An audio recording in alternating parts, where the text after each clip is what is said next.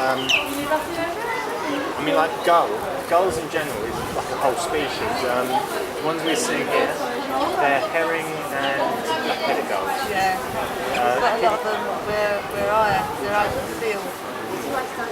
No, kittiwakes, they really come inshore. They usually stick right on the coast. When I'm watching the program, like they're in my bush, I don't realise